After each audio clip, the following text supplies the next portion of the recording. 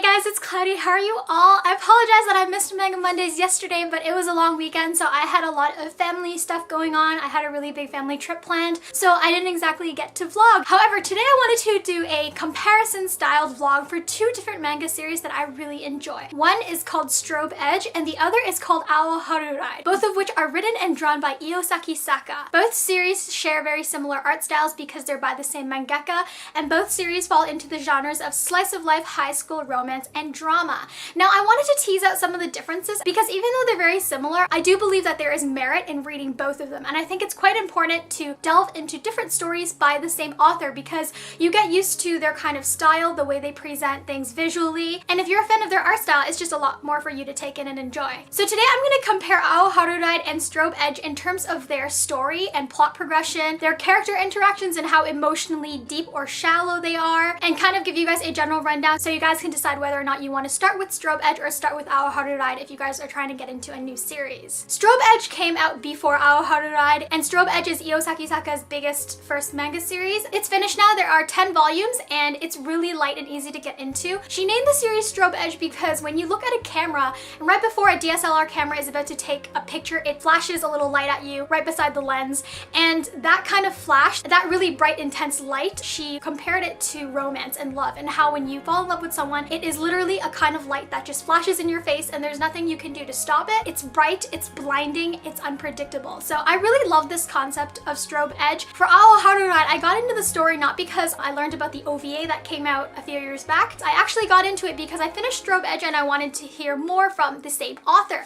And Ao Haru Ride gives me something more romantically complex to read. Ao Haru Ride is translated as Blue Spring Ride. So the series title right off the get-go gives you a little bit something to think about. When you think of spring, you might think of new things, new romance. However, there's the color blue that's attached to it. And even from then, you get the sense that there might be something more bittersweet about this, something that is tinged with some sort of sadness. The entire story is a very topsy-turvy emotional adventure. Strobe Edge is a series that delves into first love, and Ao Haru Ride does the same. However, the main story of Ao Haru Ride picks up right after the first love has happened. Ao Haru Ride focuses on two main characters, Futaba and Ko, who knew each other in middle school, but were too kind of awkward to approach each other. As a result, they have some lingering feelings from the time they were 14 or 15. Now they're 16, 17, or 17, 18, and they still have those feelings around, and these feelings might mature into something more. However, there are underlying factors like Ko's family background, Futaba's uncertainty with herself, and all these other lying factors and external forces affect the fact that these characters just haven't gotten together even though they're both blatantly aware of the fact that they have feelings for each other. The story in Strobe Edge is much more innocent and much more fresh. You really get the sense that this is first love, and you're experiencing the story from a very unexperienced perspective. It follows a girl named Nenako Kinoshita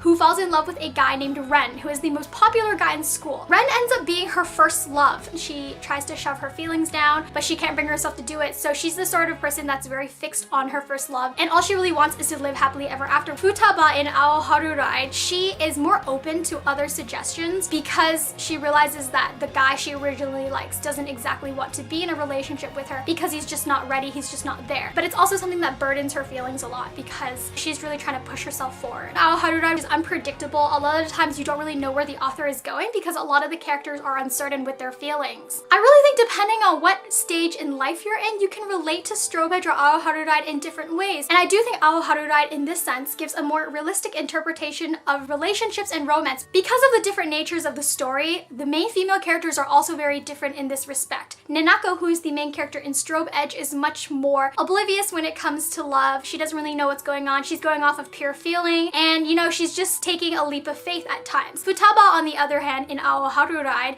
is more analytical. She's more observant. Whenever I suggest a friend to try two series from one mangaka, one of the biggest problems with this is the art style. Because the mangaka has a very consistent art style, some of the characters might look very similar, and this is one of the biggest issues because a lot of fans find themselves confusing characters from different series by the same author. I don't think this is the case for Io Sakisaka. She does have a very consistent style, and it's a very easy and clean, fluid style to follow. One of the reasons why I can read so deeply into both series is because the characters are so distinctive. Whether they have different uniform styles or hairstyles or height differences, you can always tell the difference between the characters from the texture of their hair and the way it's drawn to the subtleties in their expressions. Both series have stuck with me so long and are so distinctive and unique to me because the emotions that each try to visually present in the manga and and through the dialogue. Those stick with me the longest. I think the emotions are teased out very delicately, very carefully, and very sincerely. And with all the shoujo manga that is produced these days and all the fluff that you get from high school series, it's very difficult to find series that really kind of emotionally move you, and it's very difficult to create shoujo characters that are relatable without falling into too many of the stereotypical tropes that have been already overused. I personally love both of these series, and I would recommend both of these series to pretty much anyone out there. I think they're both series that are really worth looking into. So thank you guys so much for watching. I hope you guys enjoyed this video. I don't do comparison videos very often, but let me know what you guys think of these series if you check these out. If you guys have any more thoughts about this series that I might have missed, leave a comment in the comment section below so other people can kind of check that out. There will be 1 or 2 more vlogs this week, and then next week is all travel vlogs because I'm finally